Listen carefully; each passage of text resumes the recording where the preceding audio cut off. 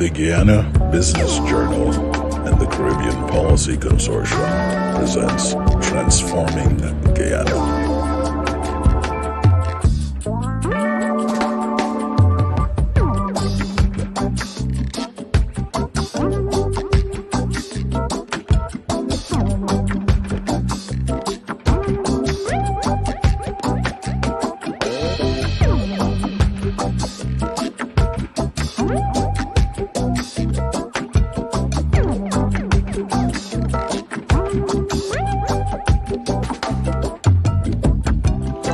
In each episode, Dr. Blackman and Dr. Lewis will tackle a different area of interest for transforming Guyana.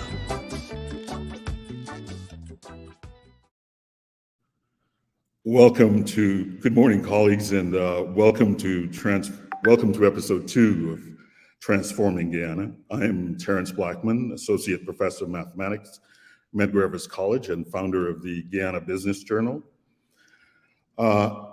On June 8, 2022, the Guyana Business Journal and the Caribbean Policy Consortium launched a series of webinars entitled Transforming Guyana.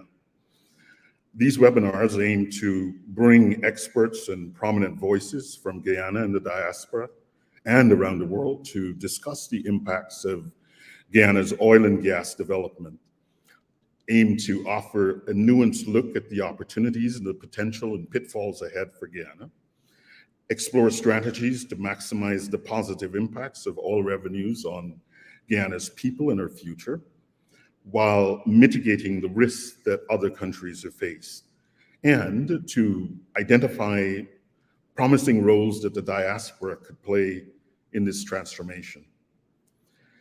In today's episode 2, we address the question of balancing the exploitation of oil and gas resources and protecting the environment. The essential question for Guyana is this: the world must dramatically cut fossil fuel consumption to achieve its climate change goals. But climate change success may put developing countries like Guyana, rich in fossil fuels, in an almost no-win situation. Suppose there's no progress in combating climate change. Well, in that case, developing countries are likely to be disproportionately harmed by floods, droughts, and other weather-related problems spawned by the warming planet. But if there is successful global action to address climate change, poorer countries, rich in fossil fuels, will likely face a steep fall in the value of their coal, gas, and oil deposits. Likewise, if the world permanently moves away from fossil fuels, the likely result will be a considerable reduction in the value of our natural wealth. Guyana faces particular challenges in this regard. And today, to discuss the strategy for exploiting our oil and gas resources and protecting the environment, we're joined by Dr. Lewis, and I are joined by Kemraj Parsram, Executive Director of Guyana's Environmental Protection Agency, Dax Driver, the President and CEO of the Energy Chamber of Trinidad and Tobago, Lorraine Sobers, Fulbright Scholar and Lecturer at the University of the West Indies, St. Augustine, and Dr. Neville Trotz, who's known to many of you, former Dean of the Faculty of Natural Sciences at the University of Guyana, former Director of the Institute for Applied Science and Technology at Turkine, Guyana's Science Advisor to the Commonwealth Secretary General, and Science Advisor to the Caribbean Community Climate Change Center. So please join me in welcoming them all to the program. And let me now invite Dr. Lewis for a few introductory remarks. Good morning, Terrence, and good morning to all my colleagues here, and good afternoon for some of you not in the region. We're really excited to launch episode 2 of this monthly program, Transforming Guyana, between the Guyana Business Journal and the Caribbean Policy Consortium. I'd just like to mention a few quick points with regards to this overall situation on the so-called dichotomy between fossil fuels and renewables, low carbon strategies, and climate change. I think first and foremost is in the region and in Guyana particularly, the energy economy and growth is hot. And what that means is you take advantage of it while it's hot. You try and maximize opportunities, both in terms of investment, economic growth, and then, of course, the key issue for everybody in a developing economy, and now in all economies in the world, maximizing jobs and income for people. Likewise, there is a commitment, particularly within the region, but at the level of the hemisphere and globally, as we saw at the Summit of the Americas in Los Angeles 5 weeks ago, to continue pushing on the climate change issues and initiatives, and particularly the low carbon strategies that many countries have developed, and in this case, Guyana is advancing. And the need to balance that with the economic needs and the income needs in a global war, inflation, and energy shortage economy. Third and finally, what we're seeing now is dormant and quiet situations in the rest of the Caribbean with regards to oil and gas exploration are now being reactivated precisely because of these challenges at the economic level and the perception that there are opportunities for other markets in the region with regards to this. So clearly another big challenge on that front. I will close off by just mentioning in our business, I tease people that we now have a new pro bono client. The 2 billion people in the world who do not have 24/7 electricity, water, or telecommunications like we have now, and the need to balance out the global, regional, and national challenges of climate change and low carbon strategies with their desire and what I would call a fundamental human right in the 21st century to have 24/7 access to electricity and utilities. So we hope these discussions would shed some light on many of these challenges and opportunities and open the door for more people getting involved in the discussion beyond the key players of government, businesses, companies, and so on. So thank you, Terence, and welcome all, and we look forward to this discussion. Thank you, David. Well, we couldn't start a program of this sort without going to the Dean of Guyanese climatology. And so with those remarks, I welcome Dr. Neville Trotz to make this concrete for Guyana. Dr. Trotz. Thank you, Terence, and good morning, colleagues in the panel and participants. As Terence mentioned, I come to you from the climate change background, having been involved for the last 25 years, helping Caribbean to deal with the impacts of climate change and to prepare for dealing with those impacts. So where are we now with respect to the climate change challenge in Guyana and in the Caribbean? We have all been party to the Paris Agreement, which was an international agreement signed in 2015 in Paris. And the goal of that agreement is to limit global warming to well below 2 degrees Celsius, preferably to 1.5 degrees Celsius, compared to pre-industrial levels. And to achieve this long-term temperature goal, countries aim to reach global peaking of greenhouse gas emissions as soon as possible to achieve a climate neutral world by mid-century. And the whole idea is that by 2050, we would be carbon neutral. That means that all the carbon that we would generate in our activities would not add to the global budget because we would have sinks to absorb that. Net zero carbon status. Now, pretty soon afterwards, the IPCC had called for a report, a special 1.5 report, which we have been fully supporting the 1.5 level. And what that report showed is that on a business as usual trajectory, nothing had changed really, that we are likely not to achieve 1.5 at the end of this century, but rather by 2040. This is frightening. That is, we are running out of time basically to meet the objectives of the Paris Agreement. So that is something that we need to keep in mind. Very quickly, what are realities now in Guyana?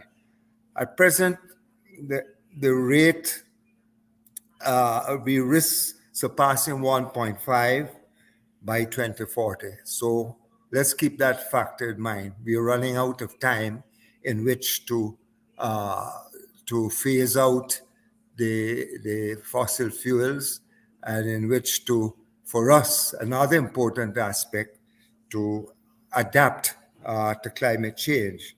As a developing country, Guyana does not have the financial resources to transform the energy sector or to build resilience to climate change, which we have to. If even we stop putting fossil fuels in the atmosphere by tomorrow, we have enough in there to cause us quite a lot of harm, as we are seeing, droughts, floods, forest fires, heat waves. We are committed. We are living in a world committed to climate change. So that it is very important that we also look at adaptation, which is as critical for us as mitigation, as phasing out fossil fuels. The other issue is that fossil fuels will be a part of the equation for some time to come. There will be a market for fossil fuel as we aim to phase out the use of fossil fuels. The other is the need to adapt to impacts that are caused by the existing greenhouse gas concentration. So if we keep these things in mind, time, resources, particularly, we don't have the resources. We have two options now, Guyana as oil producer. The options, first option, leave the resources in the ground, which is a no-starter. The only way we can afford to do that is if our developed country partners agree to provide us with a compensation for not utilizing those resources, so that we have the resources to phase, to move to zero carbon level, and also to adapt to climate change. The other option, which I want to examine a bit further, is to exploit and use the resources that we generate from oil and gas to accelerate the transformation, our transformation to zero carbon status for the energy sector, and a climate resilient Guyana through adaptation. At the present situation, as I said, we are on a trajectory to surpass the 1.5 degree target by 2040. Right now, we are at, the world is a 1.1 degree Celsius warmer than pre-industrial times. So we just have a 0.4 degree left. Our constraints, however, major constraint, the lack of resources for both the transformation of the energy sector and for building climate resilience. Guyana, with its oil revenue, could now be in a position to accelerate both. Highest priority for the use of fossil fuels should be accorded to transforming the energy sector to achieve the zero carbon status in the globally prescribed time frame, and to build climate resilience across all of our agriculture, water, health systems. In fact, Guyana's low carbon development strategy has identified key actions that require for effective adaptation across all sectors. And indeed, They have developed a climate resilience strategy and action plan and prioritize adaptation in 4 areas: sea defense, drainage and irrigation, agriculture, health, and actually put a label to it. So what I would recommend, first of all, that the priorities for the resources from our oil wealth should go, first of all, to the implementation of the CRASP, that is to build climate resilience, to make sure that our coast, for instance, is protected from sea level rise and from the vagaries of a changing weather regime. The second, for the transformation of our energy sector, 100% renewable in a globally prescribed time frame, and to support and moving out of Guyana. There's been a lot of talk of CARICOM about energy security. I'm quite, okay, we should support energy security during the transition of the region to zero carbon status. That's for CARICOM's energy security. At the last heads meeting, they were talking about reviving PetroCarib. We now have the resources between Suriname, Guyana, Trinidad to look at the PetroCaricom and to internalize that energy security thrust. How about a regional investment fund for the transformation of the regional energy sector to zero carbon status? The whole Caribbean, we are all committed to zero carbon by 2050, but we don't have the resources to do it. Those resources will come easier than the resources for building climate resilience because that's an investment. What the Americans are talking about to the energy sector, they're looking at American investment to transform our energy sector to zero carbon. But the investments we will have to borrow from overseas sources as investments we'll have to pay back. And it's a fail-safe investment because the internal rate of return on energy investments are quite favorable. So why not internalize that by using some of the revenues generated from Suriname, from Guyana, and from private sector in the Caribbean to have our own investment fund? We are talking about food security.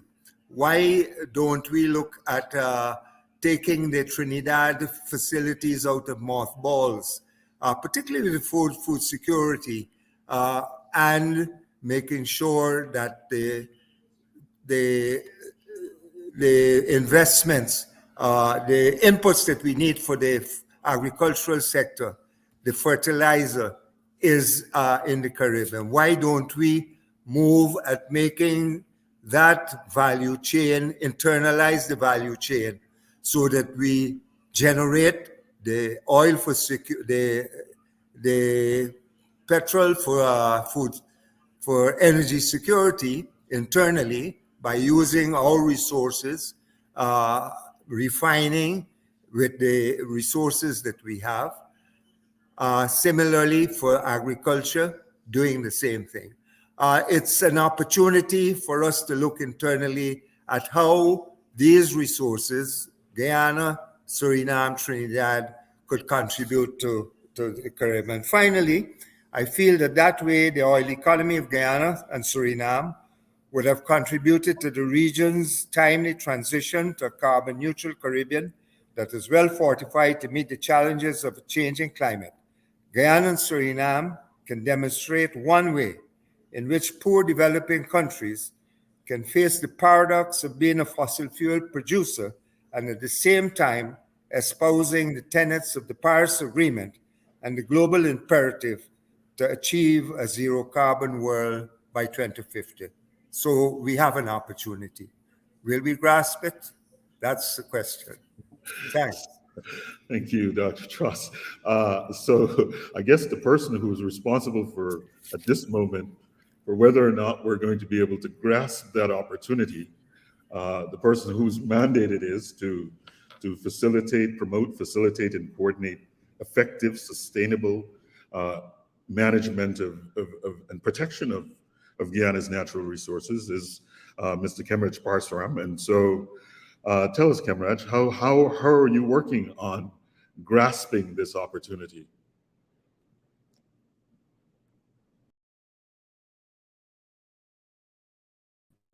You're muted.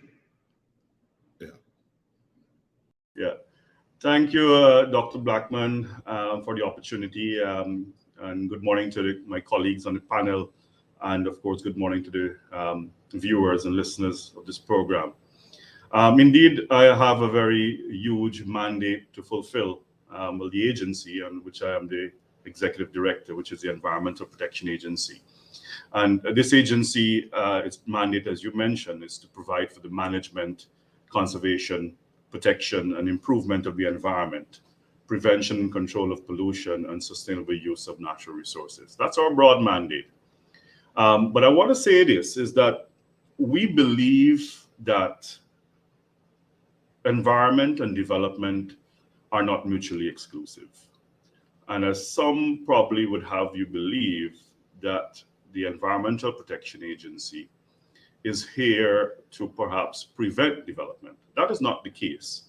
Our role here is to facilitate development and to ensure that whatever development activity, in this case, oil and gas, is in keeping with the Environmental Protection Act and, of course, the broad environmental safeguards available.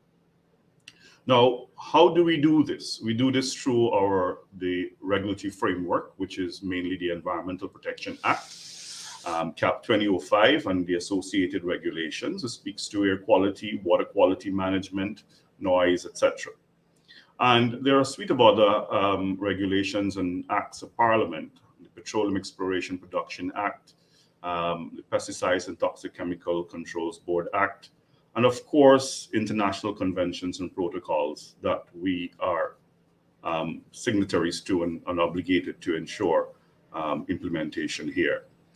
Now, I also want to mention, and Dr. Trotz mentioned this, our low carbon development strategy and the revised one, which is in draft currently, which is the LCDS 2030, which basically sets out and builds on the previous low carbon development strategy, focusing on establishing incentives which values the world's ecosystem services and promoting these as essential component of a new model for global development and sustainability at its core. In our case, it's harnessing our ecosystem services and our natural resources to ensure and build a long-term low-carbon diversified economy. And that strategy focuses on 4 key tenets. One, which is to create incentives for a low-carbon economy through sustainability planning, or forestry, or biodiversity, or water resources, or ocean and marine resources. Secondly, to protect against climate change and biodiversity loss through climate adaptation, resilience, and so on. Stimulating future growth and clean energy and low-carbon development, and aligning with global climate and biodiversity goals. So those are the key elements and the key aspects of our regulatory framework. Now, the EPA, we have this role of ensuring and basically what you call an environmental authorization of development activities, in this case, the oil and gas. And we have a robust system as provided for an act, which sets out how we evaluate proposed development activities through a process of application for authorization.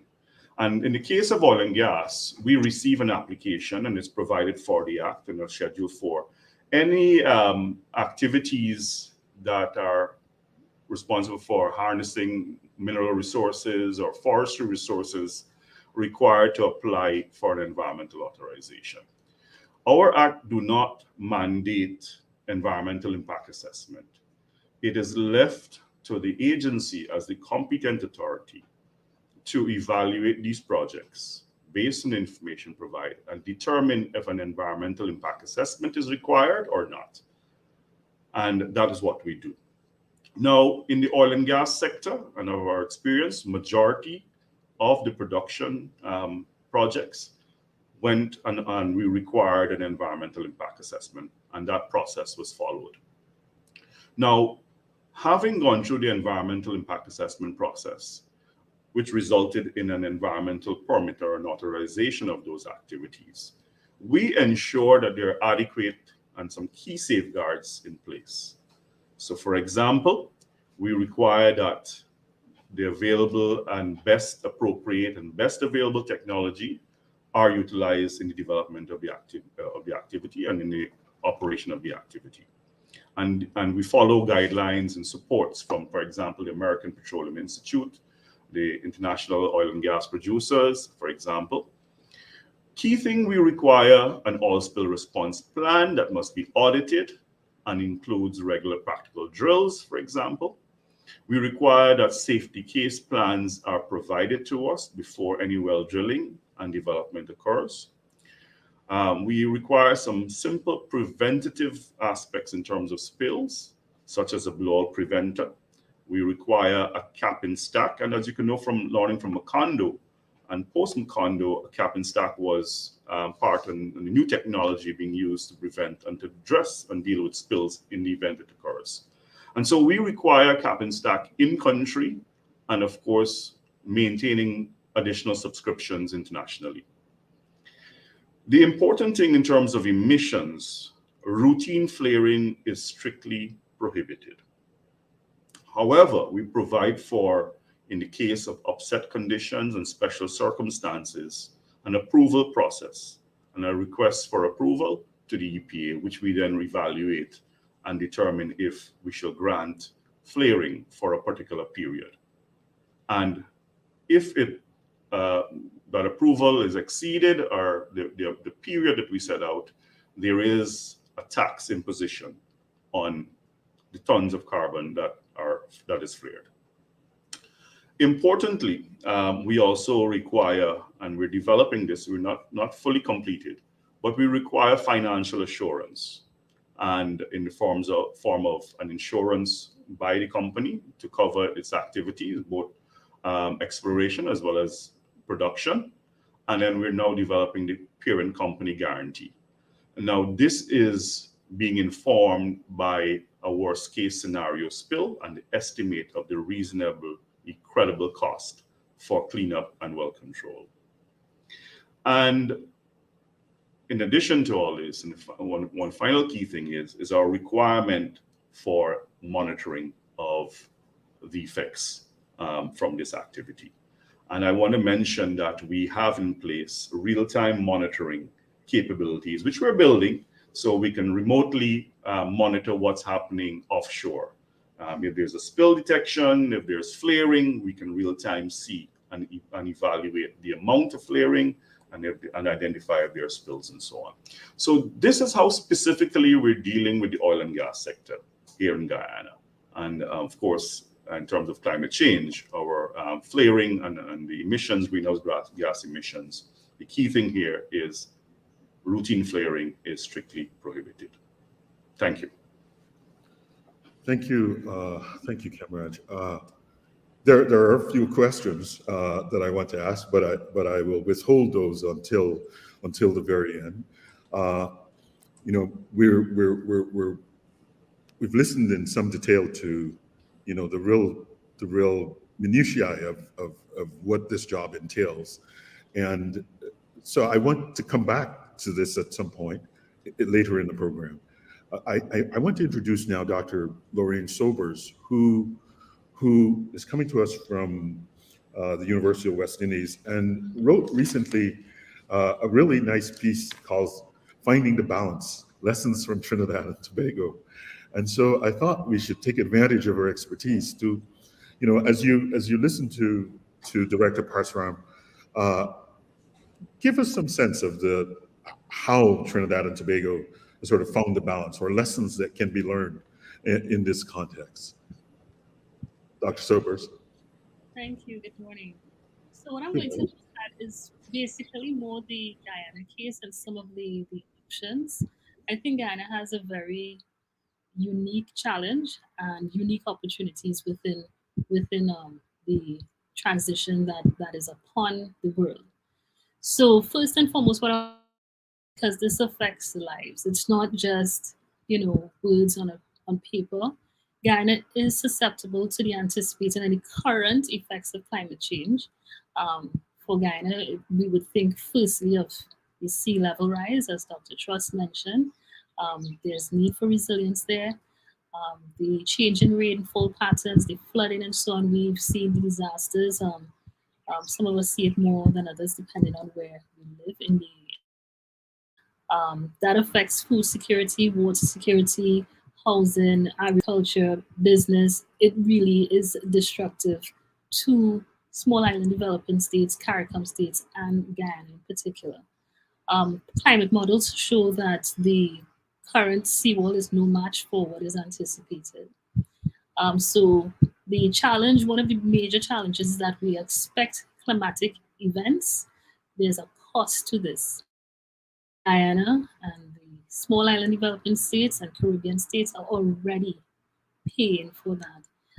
It's a challenge to our development when funds need to be channeled towards recovery, right? For some reason, Trinidad and Tobago keeps getting away from it, so I don't think there's a lesson we can learn from Trinidad and Tobago, where they, especially Trinidad, they don't get the full brunt of these storms.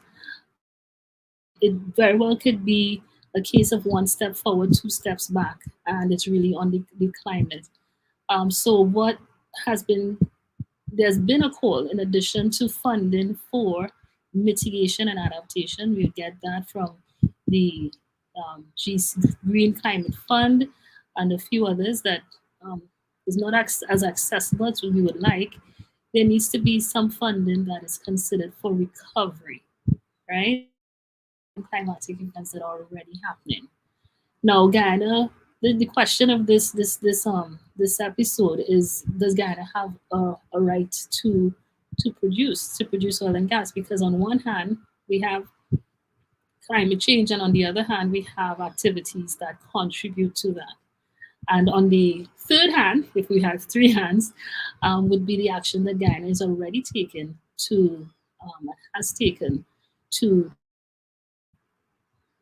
to limit that, to mitigate that.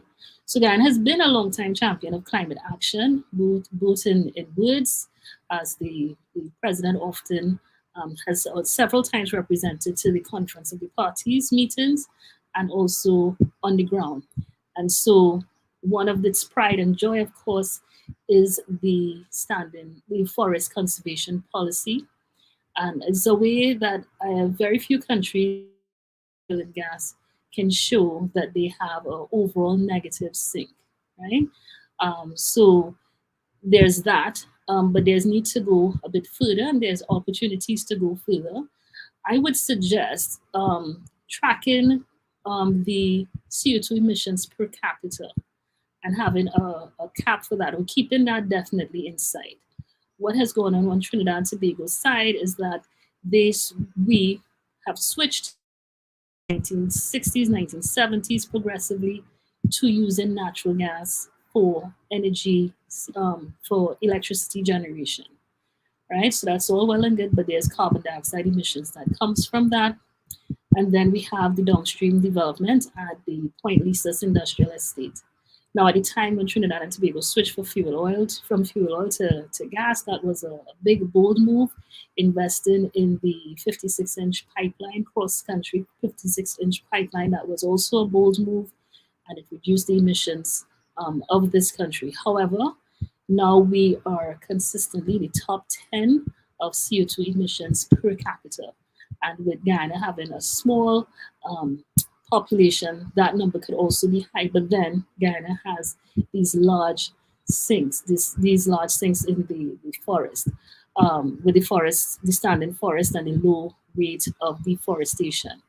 So another thing that Guyana is doing that is good is that they are establishing a carbon registry and looking once again to earn revenue from that standing forest, and that would have to be accounted one time. So basically, if they have sold those credits or intend to sell those credits to another country or another producer, well, then it can't be counted against the production that they have. So that's another balance that is needed.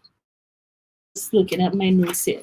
So we look at the environmental side of things.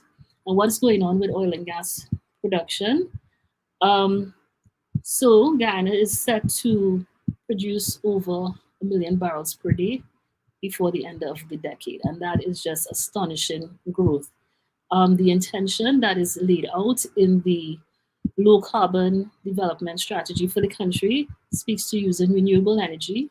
So, from the oil production to develop renewable energy with hydropower in particular, and then of course solar. And solar is going to broaden the access of reliable energy, and then gas to power is being considered, and gas is being considered as a transition fuel. But the way I look at it, if there's any shortcoming with the renewable energy plans, gas is going to be prominent, and it may where the transition does not go as far as some people anticipate. So that is something to keep our eyes on. With regards to the right straight question, with the right to produce, the rest of CARICOM is supporting Guyana's right to produce, and so are the African countries who have gone ahead. They have resources. They also have challenges with energy access. I would just close off with a very strong statement from the African Energy Chamber before we hear from Trinidad and Tobago Energy Chamber. Just finding the quote here. All right. The African Energy Chamber recently met, and their statements were in regard to the move towards eliminating fossil fuel producing from investment portfolios. And they were calling actually for the African countries to boycott companies that block fossil fuel investments, right? So on the investment side, there's a war brewing there, and or battle, I should say, brewing there. And so that is also part of the balancing act. My overall take is I agree with Dr. Trott that Guyana should its climate resilience, and basically Guyana should prioritize its survival. Thank you, Dr. Sobers. So we're fortunate to have you followed by the head of the Energy Chamber for Trinidad and Tobago. So, Dr. Driver, weigh in on this matter for us. Thank you very much, and thank you for having me here. I'm actually joining you from London, where I'm just here for a week. London, a city which I know well and love. I went to university here. One of the things that I really enjoy doing when I'm in London is going for a running. I'm a keen runner, and I like running along the Thames. So one of my favourite runs in London is along the south bank of the Thames, from Putney to Westminster. And I did that the other day, and as I was running, there's a few things I noticed which I think are pertinent for this conversation. The first thing, I passed a place called Molasses House in an area called Plantation Wharf. Molasses House, Plantation Wharf in London. So I just wondered if the residents of this really lovely housing development, how they feel about the fact that they're living in a development named after plantations producing molasses produced by enslaved Africans brought to the Caribbean from Africa, and that the capital which was produced from that, which sort of ran the Industrial Revolution or sparked the Industrial Revolution. I sort of wonder how people feel about living in a place called Molasses House, and if they think about the implications of that. You then, as you go further, you run past Battersea Park, and then past the iconic, beautiful Battersea Power Station. It's a big building in the middle of London on the Thames. Started production in the 1920s right through to the 1980s. It's a beautiful building. It's being preserved now, even though it's out of commission. But that's a coal-fired power station, which at its peak used to burn over 1 million tons of coal per annum. Coal brought to London from South Wales and the northeast of England on ships, and burnt there to produce electricity for London. As you go a little bit on further, you get this whole redeveloped area around Vauxhall Station. Used to be, in my days of living in London, sort of not very nice warehouses. Now it's beautiful flats, very well maintained, but strangely empty. There's hardly anybody there. So it's actually lovely for running through there. The reason that they're empty is that these flats have been bought mostly by investors as an investment vehicle. And a lot of those investors are either Russians or Middle Eastern investors using oil money. who invested in this property here in London. So I hope the implications of what I'm saying that are clear, but I'll be frank about it, and let's make this point clearly, that nobody living in affluent London has the moral authority to tell anybody living in Georgetown, in Paramaribo, or in Port of Spain that they need to leave their oil and gas in the ground to stop climate change. The affluence of this city has been created through the fossil fuels which have built the world. It may not feel like that now in London, but that's what has built the modern world, and that's what's created the affluence and the wealth. And so people just don't have the moral authority to tell a country like Guyana to leave your oil in the ground. But that said, I will say a few words about the energy transition and the implications of that for Guyana and for other Caribbean countries, and some of the things which I think should be a policy focus for the Caribbean. The first thing to say, I think we need to be very clear that stopping fossil fuels production in the Caribbean will have no impact upon global climate change. The problem is the consumption of fossil fuels. It's not the production of fossil fuels where we need to put the focus. So the focus has to be first and foremost on stop burning coal for electricity generation. The biggest impact on reducing emissions which we've seen in the world has been switching from coal to gas-fired power. So of course, we need to bring the renewables in, and that is happening, but it has to happen faster, but it has to happen rapidly. But gas has a key role to play in that. Gas and renewables balance nicely, as Lorraine Sobers was just saying. They're two things which work well together. Gas is also important as a feedstock for fuels like hydrogen and methanol, which are going to be the key fuels to also help reduce emissions from the hard to abate sectors like the marine transport sector and some of the industrial processes. So coal to gas, that is the most effective short-term change that needs to happen in the world to reduce emissions. Now, unfortunately, what we're seeing at the moment, because this invasion by Russia of the Ukraine, that Europe now is trying to stop importing Russian gas. And so what that means, very understandably and rightly, but that means we are seeing things moving in the opposite direction at the moment, with coal-fired power stations being brought back online because of the problem of Russian gas, of cutting off Russian gas. And we're seeing these global efforts to increase natural gas production and investments in pipelines for natural gas and the LNG infrastructure. And there's a big drive to deliver more gas to those major markets. But I think we need to be careful that geopolitically driven desire does not change the fundamental drives towards net zero. And that fundamental drive towards net zero is what is driving company strategies. And indeed, the desire to wean off Russian gas is actually meaning the European Union as a key market for gas is redoubling its efforts to bring in renewables. So the energy transition is here. Of course, there are countercurrents which will happen, but that change is happening, and Caribbean people need to take that seriously as well. With the oil industry, what's going to drive that change is the electrification of transport. Electric cars are coming, and the pace of change is accelerating. There are some markets where electric cars already dominate almost 100% of new car sales. Norway is the obvious example. But even just globally across the whole world, EV sales doubled between 2020 and 2021.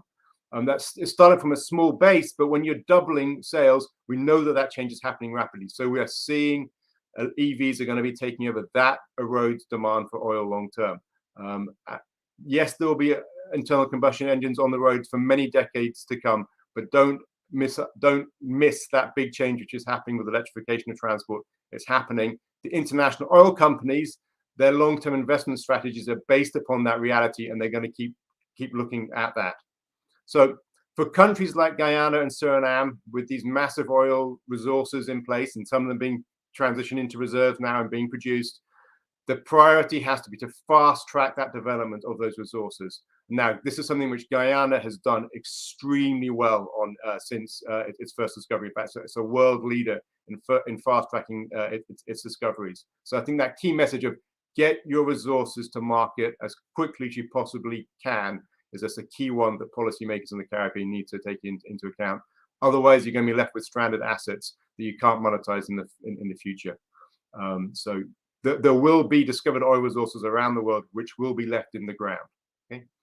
But be careful of the people who are telling you to leave your resources in the ground when they themselves are producing.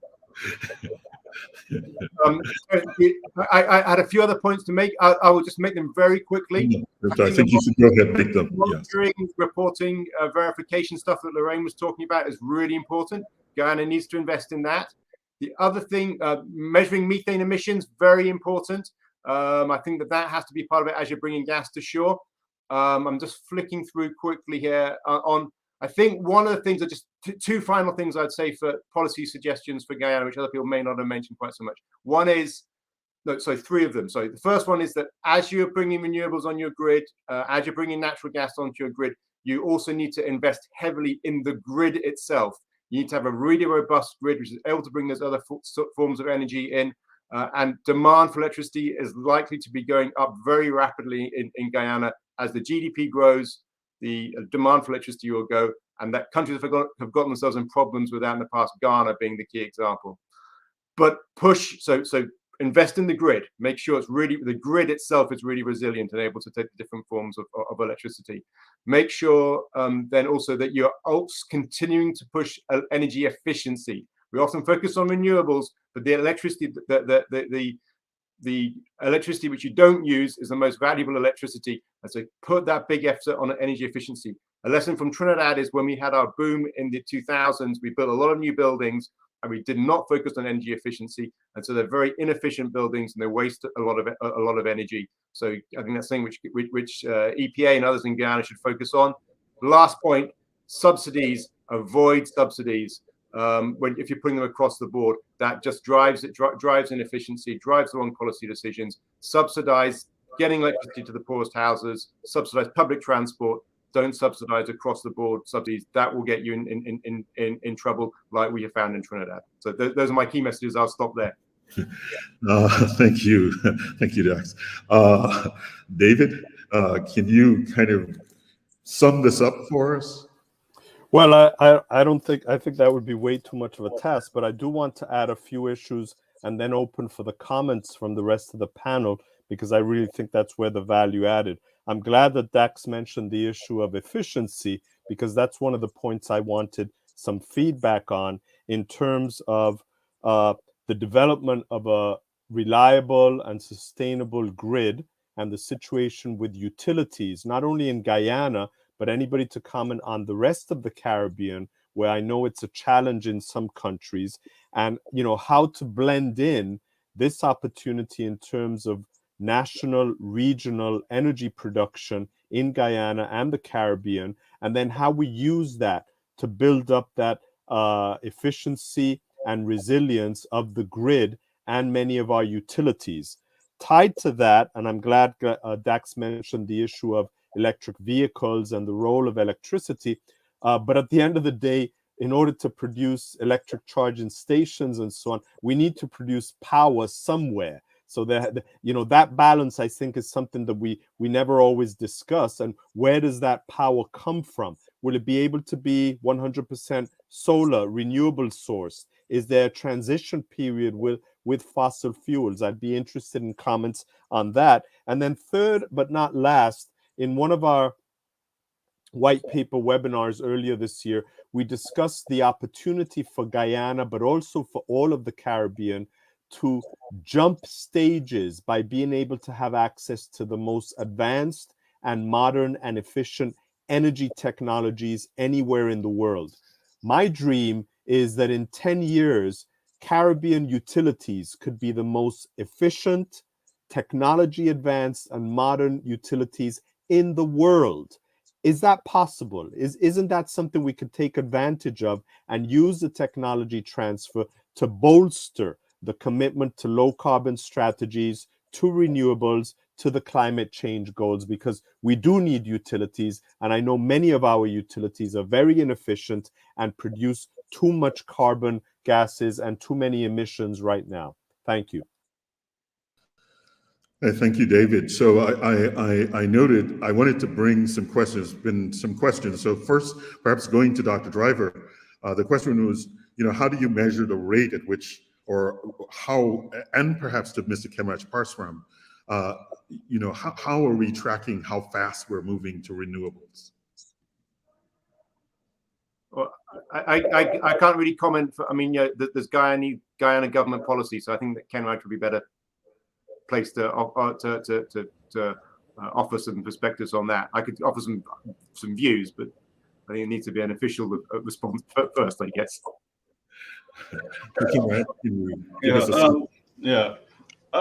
Well, there is the Guyana Energy Agency, and they have been leading the energy front, from the energy front, in terms of how they implement and moving in terms of the implementation of renewables. Now, as I mentioned, and Dr. Truss mentioned, the Low Carbon Development Strategy 2030 heavily focusing on that transition from the aspect of bringing gas to shore, so the natural gas aspect as a transition a fuel source, and replacing over time the heavy fuel oil.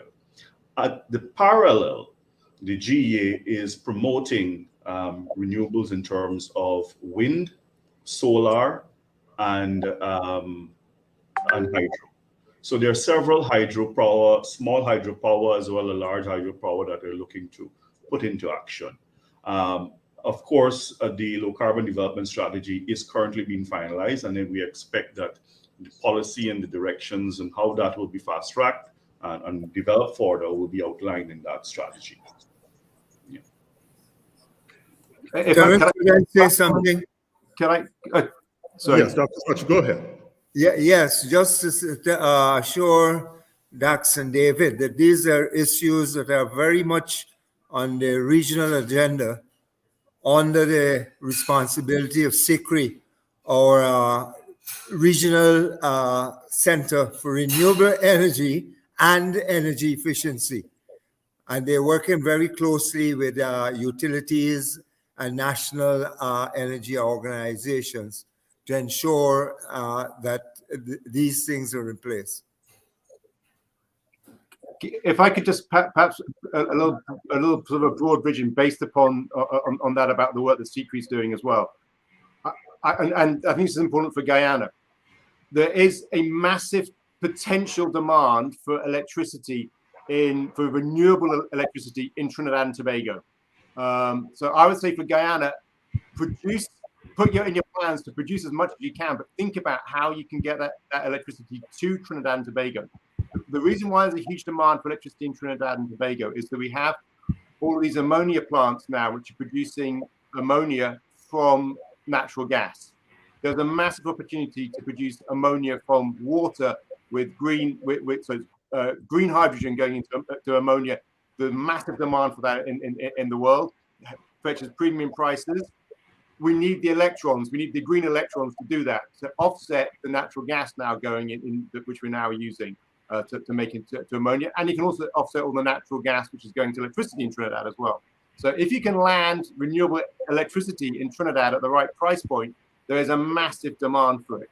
So I think that, and this is an idea which CARICOM is exploring. SICRI is leading this conversation. I think it's a fantastic idea about linking together all of the electricity grids across the region. So including hydro from Guyana, including solar from Guyana, but also including geothermal from the Eastern Caribbean, massive resources of geothermal, big market Trinidad.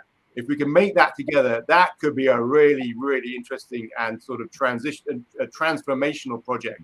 So I think the answer to how far and how fast we want to go with renewables is let's think beyond each country. Let's think of the region as a whole, and as far and as fast as we possibly can. I think is my answer. And if I may add to, and honestly, right now, investors are tripping over themselves, coming to Guyana for all sorts of things, hydrogen, all these different things, all right, in terms of the transportation sector and so on. And that is where, as a regulator, an agency like mine are so burdened by all of these interests. And of course, these interests got to be guided by the policymakers. And once there is clearance from the policymakers, then the Environmental Protection Act kicks in and then evaluates whether the final projects are approved. And yes, there is considered, and you have heard President Ali speak this at various forums, of taking the gas, because the gas that's been produced offshore is significant. And we don't see it being fully consumed here in Guyana. It will have to be exported. And so whatever, I don't know how they intend to do that, But of course, I see that potential future growth for export. Dr. Sobers, you want to weigh in? Yeah, on something that's slightly different, and that would be the feed-in tariffs at the last Guyana meeting. When the floor was open, that was something that business and private individuals were very interested in. Feed-in tariffs, and so it turns out Guyana Power and Light was there, and it seems that it's something that it's on the cards, but it doesn't seem that is a high priority, right? It takes a bit of doing, and I think that is something that in building a resilient and a strong and an energy supply, feed-in tariffs is definitely something that would take it to the next level, and it would introduce some redundancy, some participation from a wider source. Thank you. So, it's always amazing to me how quickly these conversations chew up the hour. And so forgive me a bit of partiality here. I wanted to ask Dr. Trotz to he's the dean in some sense. He has been the dean and has been a dean for many of us. So I wanted to ask him to amplify some key takeaways for us to give us a sense of, as we look down the road, how we manage this paradox effectively.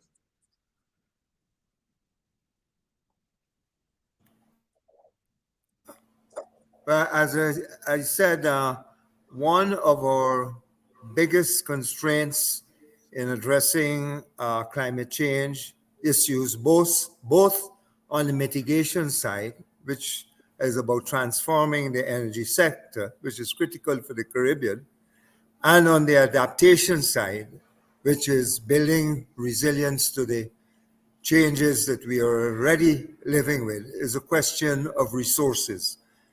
We now have an opportunity to more or less marshal the type of resources that we need for that transformation in a proper time frame. As I said, we are also running out of time in terms of our ability to react. Just think for a second that a country like Holland, Amsterdam, with a similar challenges, low coastline like Guyana, they can afford to put in place a flood risk management system for a 1 in 1,000-year event. We in poor developing countries could hardly put in place the flood risk requirements for a yearly event. So it's resources. We now have an opportunity with the resources we are generating to accelerate that transformation, not only in Guyana, but for the rest of the Caribbean. And I feel very strongly for these opportunities to be taken on board. The developed countries have been very keen to support mitigation because it's an investment. For adaptation, the outcome of adaptation is usually a public good, better drainage, better infrastructure, etc. They are not interested in investing in that. So as a region, what I think we should look at is getting our own investment fund for a transformation in the energy sector. Talking at this time about going back to Petro-Carib with Venezuela, I think is not the way for the Caribbean to go. We have the internal resources between Trinidad, Guyana, Suriname to internalize the whole supply chain for fuel during the transition to zero carbon, so that we're talking about food security, which is another priority. And Dax has pointed out about the Point Lisas facilities are there.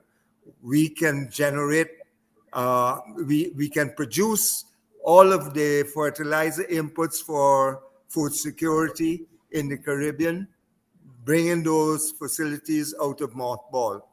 And the ammonia hydrogen link is critical. It's going to be a very not only in the Caribbean, but globally. That's a big marketing opportunity that we should see. And for the diaspora, I think that there is an excellent opportunity if we put together that investment fund for energy transformation. As I said, the internal rate of return on energy investments is very high. It's one of the safest investments these days.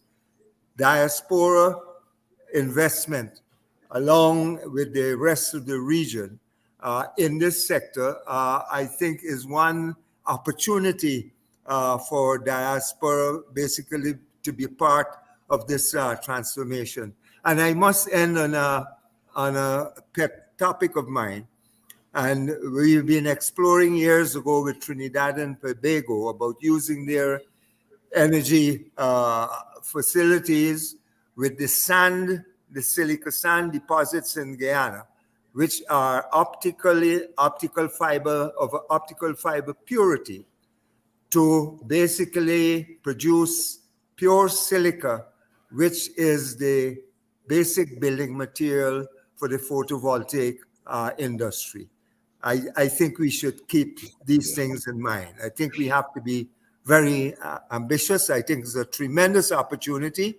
And finally, Kemraj, I must say, I should have said this earlier, that we have to ensure that as we are producing, that we do so in a manner that basically is informed by international good practice to ensure that carbon footprint meets the minimal the standards, international standards for good practice, and also minimal impact on our marine and coastal ecosystems, which are so critical in terms of our future use of our natural resources as the pedestal for our development. Thank you, Terence. If I can quickly respond, if you don't mind. Kemraj, you get this one, and then we go to David to say thanks. Sure. So, Dr. Trotz, thank you indeed. Yes, two things. One, the funny part is that, indeed, as I mentioned, that apart from the Environmental Protection Act and the guidelines in there, international standard and best practices is part and parcel of what we use in our permitting. What I went through there was just a few of the key conditions that we put in terms of regulating the industry.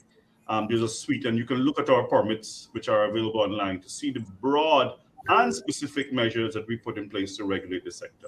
Now, you mentioned the aspect of silica sand and the use for production of solar panels. Now, obviously, you're creating more work for me, because now it means there'll be more mining, right? So that's a chicken and egg. Anyway, and by the way, Dr. Trotz was my mentor years ago at the University of the West Indies when he started out CPAC in the days of CPAC. Good to see you, Doctor. Long time. Glad to facilitate this reunion. David, you get the last word to close us out here. We've gone past the hour. Well, thank you all very much. This has been excellent, just as we planned. And just curiously, episode 3, which will be on Wednesday, August 10th, again, our second Wednesday of every month, is going to focus on how can we leverage these revenues we're all talking about to produce a world-class 21st century education system in Guyana, but I would say throughout the Caribbean, incorporating many of these issues you've been discussing, the technology opportunities, the investment opportunities, the role of the diaspora, and particularly the science, Caribbean science development that can be used to transform what we're doing, and the linkage to the environment, to the ecosystems, and at the end of the day, the daily livelihood of our peoples. So I want to thank everybody. Terence, excellent setup today. Dax, Lorraine, Professor Trotz, Mr. Kemraj, thank you so much for joining us. To the audience internationally and regionally online, we look forward to seeing you in 4 weeks, and enjoy your summer recess, those of you who have it. Thank you. Thank you all. Thank you very much. Thank you all. Thank you. Much, much appreciated.